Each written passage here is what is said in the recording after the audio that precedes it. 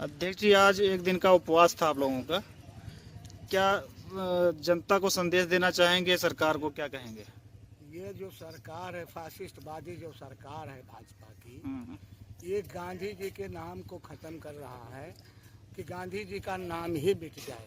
और मनरेगा जो कांग्रेस ने चलाया था गरीबों के लिए, मजदूरों के लिए, कि इनको कहीं पलायन न करना पड़े, इनके बाल बच्चे के बीच में मजदूर रहा है, अपने बाल बच्चों के बीच में मजदूर रहा है, अपने बच्चों की पढ़ाई लिखाई देखे। वो परदेश में, दूसरे देश में या दूसरे प्रदेश में जब चला जाता है तो उसके बच्चों की रखवाली कौन करता है? कांग्रेस ने ये योजना बना करके मनरेगा और 100 दिन का गारंटी योजना दिया था कि आप मजदूर भाइयों को 100 दिन का काम हम देंगे। इसके बाद क्या आप लोगों की रणनीति है इस उपवास इसके के बाद? बाद हमारा गांव में हम चलेंगे, गांव में जगाएंगे, मजदूर मनरेगा जॉब कार्ड वालों को बताएंगे कि भाजपा आपके नाम को, आपके काम को मिटाना चाहती है और यही नहीं करना चाहती है कि गांधी जी को पहले जो किया जो सब जानते हैं, फिर चाहते हैं कि गांधी जी का नाम खत्म हो जाए और मजदूर पलायन कर जाए। ये छोटे जातियों, छोटे भाइयों बिरादरों के लिए नहीं है कि वो सुख से खाएं पिए, अपने बाल बच्चों के बीच में रहें, अपने गांव में रहें। मुझे बहुत ज़्यादा नहीं करना है, सारे लोग इनके बारे में जानते हैं और ये चाहते हैं कि कांग्रेस मिट जाए। कांग्रेस नहीं, खुद ये मिट जाएंगे। कांग्रेस नहीं मिटेगी। कांग्रेस पूरे हिंदुस्तान में आंदोलन करेगी, तेज करेगी, घर घर जाएगी, इनके कार्यों को बताएगी। विनय मिश्रा जी, आप कोऑर्डिनेटर बनाए गए हैं मनरेगा के, मनरेगा संग्राम। क्या कहेंगे, कैसे आप संग्राम गांव गांव तक पहुंचाएंगे? देखिए, संग्राम गांव गांव तक पहुंच चुका है। कांग्रेस पार्टी ने बिल्कुल फूंक दिया है इस सरकार के खिलाफ, जो मनरेगा विरोधी है, जो महात्मा गांधी के विरोधी है, जो गरीबों के विरोधी है, जो केवल अमीरों के लिए काम करती है और उन्हीं के गोद में खेलती है। देखिए, ना तो ये श्रमिकों को पैसा दे पा रहे हैं, ना श्रमिकों को काम दे पा रहे हैं, ना उनके इम्प्लीमेंटेशन करने वाले कर्मचारियों को कुछ दे पा रहे हैं, पैसा भत्ता।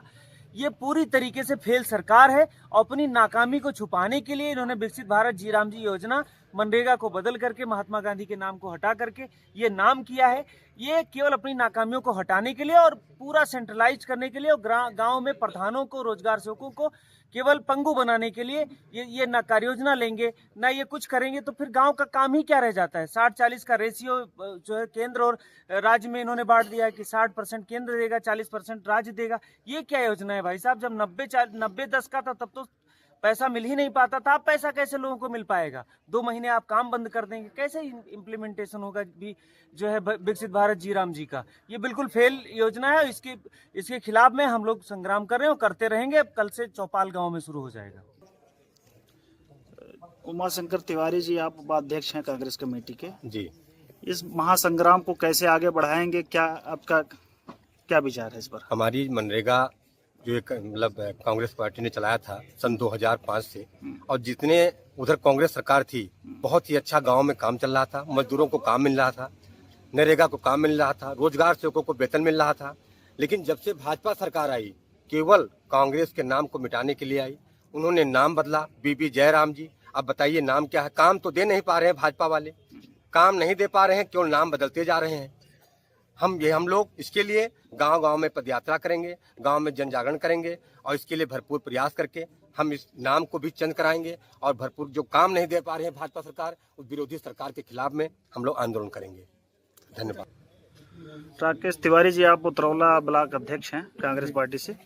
क्या कहेंगे मनरेगा बचाओ संग्राम में? कैसे लोगों को तक आप मैसेज कैसे पहुंचाएंगे? मनरेगा बचाओ संग्राम कांग्रेस पार्टी शुरू कर चुकी है। हाँ। हमारे ब्लॉक में भी शुरू हो चुका है। कांग्रेस पार्टी ने ये सोचा था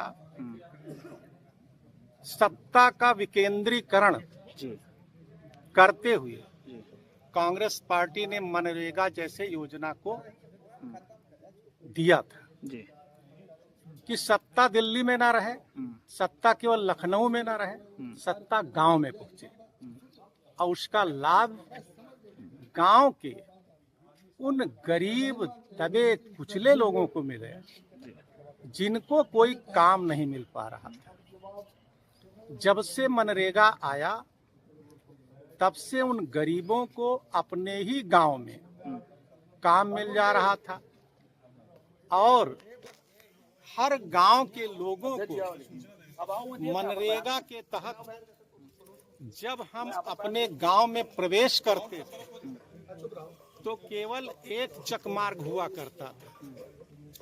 मनरेगा जैसी योजना की देन है कि आज हमारे गांव में एक नहीं कई रास्ते पट चुके हैं और उस गांव का उद्धार हो चुका है।